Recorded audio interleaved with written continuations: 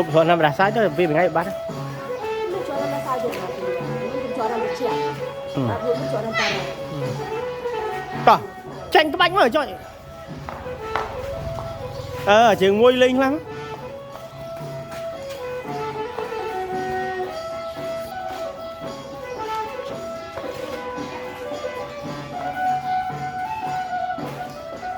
Anh đang mày cho hóa mà miếng đang cho hóa kia kia nó hen cho hóa mấy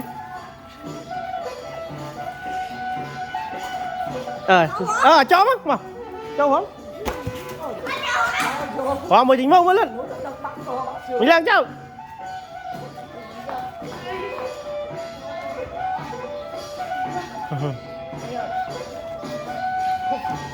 bánh nhẹ môi mà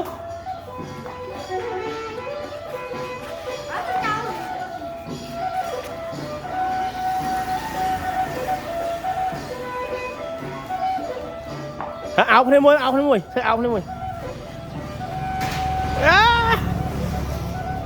tao hóm đấy thì chết ba này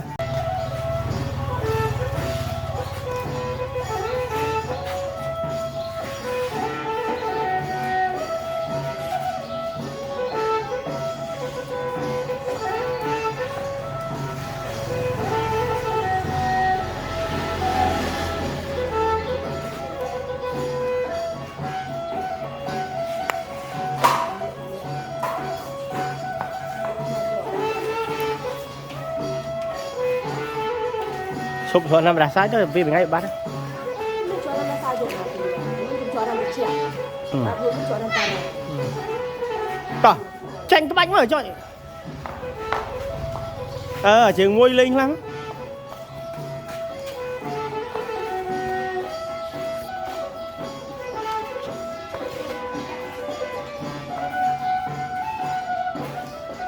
Anh đang mày cho hóa mà miếng đang cho hóa kia kia nó hen cho hóa mấy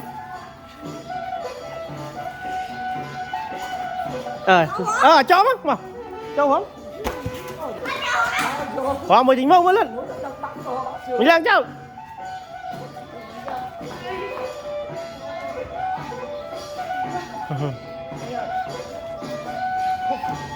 bánh nhẹ môi mà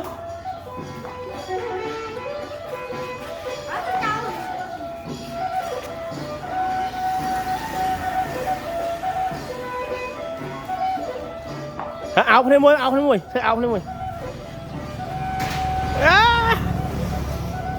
tao hóm đấy thì chết ba này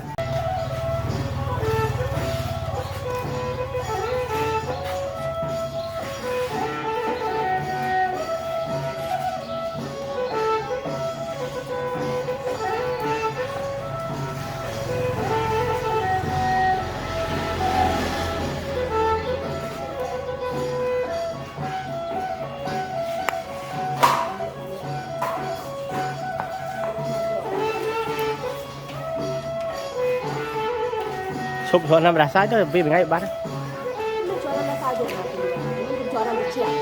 Và vừa mới cho nó tài này. Có tranh cái bánh mà cho trường môi linh lắm.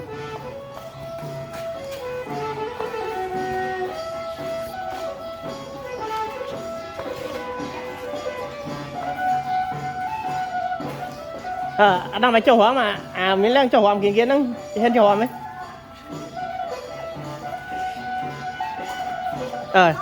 cho mà cho hóa hóa mới tính mông mới lên mình đang cho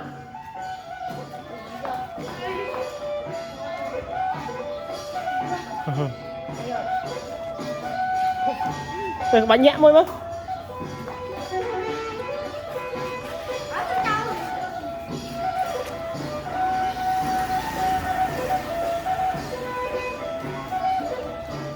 áo lên môi thấy áo lên môi tao hóm đấy thì chết ba này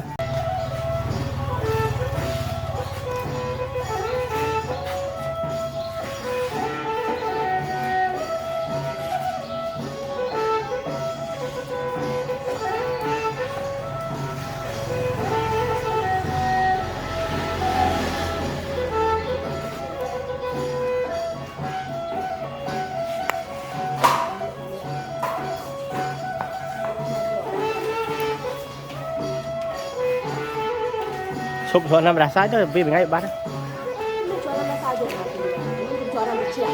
Tapi bocoran tanah. tỏ tranh cái bánh mà cho trường môi linh lắm.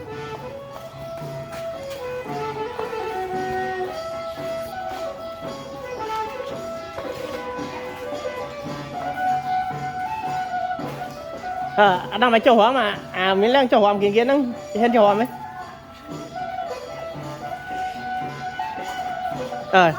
chó mà châu hóa hóa mới dính mông mới lên mình đang châu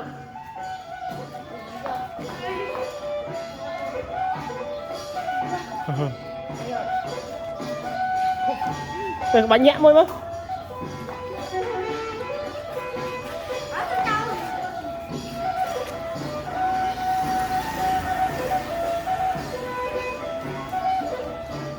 áo lên môi áo lên môi tỏ hóm đấy thì chết ban này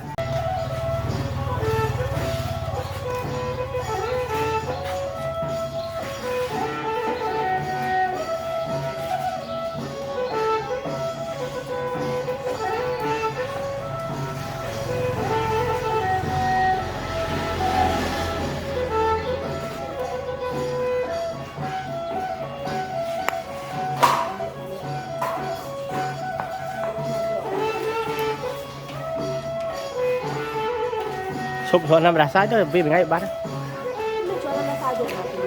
Ini bocoran kecil. Tapi bocoran tanah. tỏ tranh cái bánh mà cho trường môi linh lắm.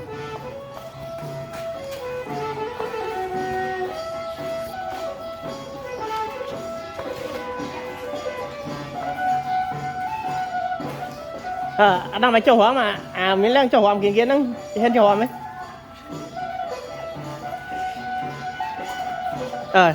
chó mà châu hóa hóa mới dính mông mới lên mình đang châu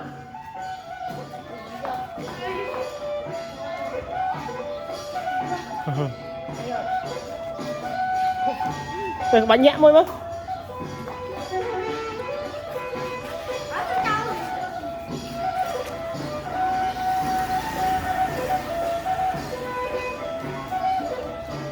áo lên môi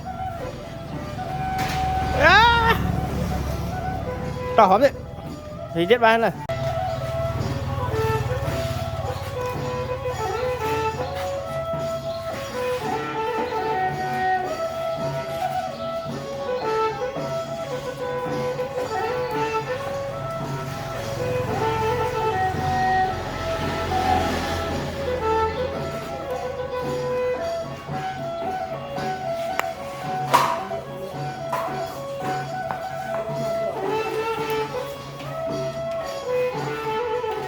chụp cho năm đá sai cho vì ngay bắt Bocoran saja nantinya. Ini bocoran kecil. Tapi bocoran tanah. tỏ tranh cái bánh mà cho trường môi linh lắm.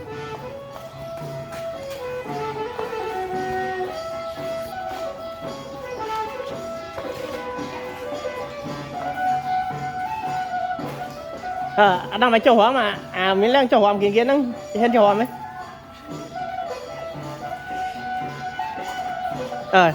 chó mà châu hóa hóa mới dính mông mới lên mình đang châu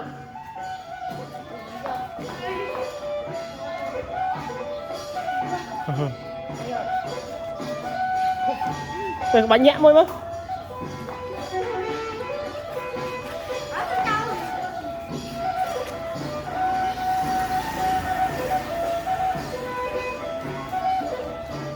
áo lên môi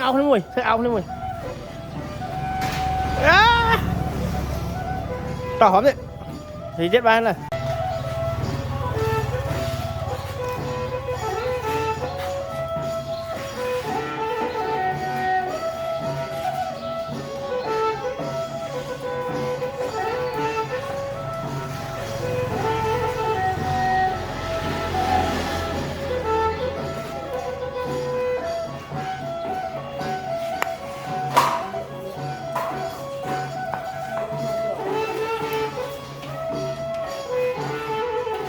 Sub soal nama rasa itu lebih baik banget. Lu jualan apa aja? Lu jualan kecil. Baru lu jualan tanah.